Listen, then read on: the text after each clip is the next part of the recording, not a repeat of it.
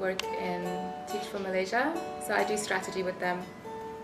And Teach for Malaysia is an NGO and we're focused on education in Malaysia.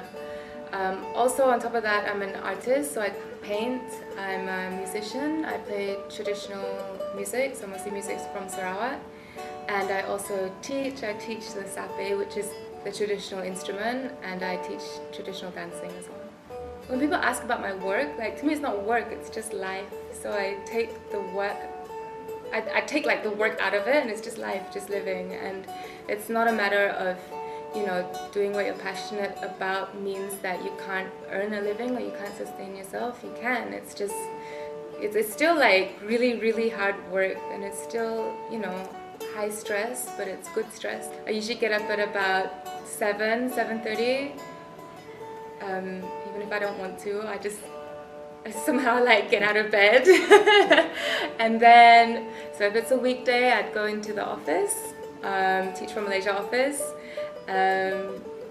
work with my wonderful team there, and then I come back, usually go to the gym on the way back from work, and then in the evenings I would do something artistic. So I'm either finishing a painting, I'm doing music, I'm jamming with my band, or I'm teaching, or working on like some art project. So when I left university, I came to work in KL with a management consulting firm, and I was doing projects which were, you know, focused on either project management or environmental management or change management.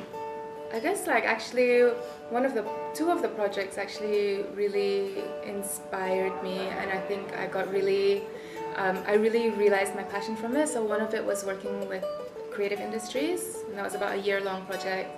And the second one was working on an education project. And I think from there I realized like I really would rather be in the industry.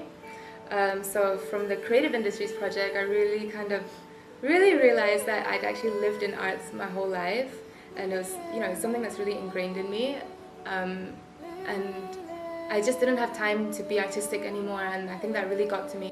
I left my job and I went to study art for 1 year in Singapore. Over a year ago now, I came back to KL and I started doing my own projects. So I did actually a short-term project for Teach for Malaysia. I did an art project, I did a consulting project for music, and it was really like project-based work, and you know, like running 3 projects at once to finish within 3 months. And I was working with other people as well.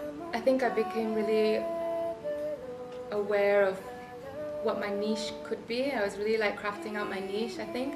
I really enjoyed it, and really enjoyed like the people that I meet,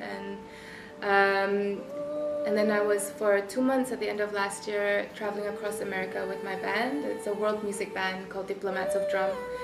So I was playing the sape, and what we do is we have gigs, but we also have workshops, so about maybe 7 workshops a week, sharing Malaysian culture, Malaysian tradition through music and through art, and I just loved it so much.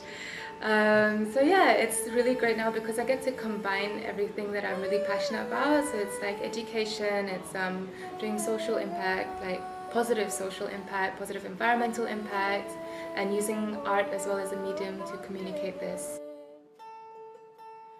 So I think it's really important for people to strike that work-life balance, and I don't think it's a difficult thing to do. I think there's just been a social construct. If you leave after 6 p.m. it's called a half day. Timelines are not realistic. I think they're for some reason brought a lot earlier, and therefore loads of people are working beyond capacity as well. There are so many people who have work-life balance. They're happy, they love what they do, and they're earning a living. You know, it really is possible. So, you know, you have the power and the choice to change something. So really identify what you love doing and go for it. Find a way to make it viable. You know, whatever you do, it's going to be hard work. It's just what is your time worth and what is the hard work worth? What's going to motivate you? And then you will probably stop seeing it as work, like you'd really love doing it. That's what happened to me. Like I work 7 days a week from like morning to sleep, but for me it's not work at all. So my work does allow me to have time to spend with my family and my friends and people who are important in my life. A lot of family and friends are involved in my work, because they're also passionate about it, and so sometimes it helps me to keep in touch with them more. Some of my work helps me to travel to Miri, and Miri is where a lot of my family is as well. So it's nice, and through my work as well, it actually helps me connect with a lot of aunties that I don't see, because I reach out to them to teach me how to dance or to teach me, cultural things. Yeah, so it's really integrated, and I think that's because I decided family and friends are also important to me, so I decided to somehow put that in the mix of my life.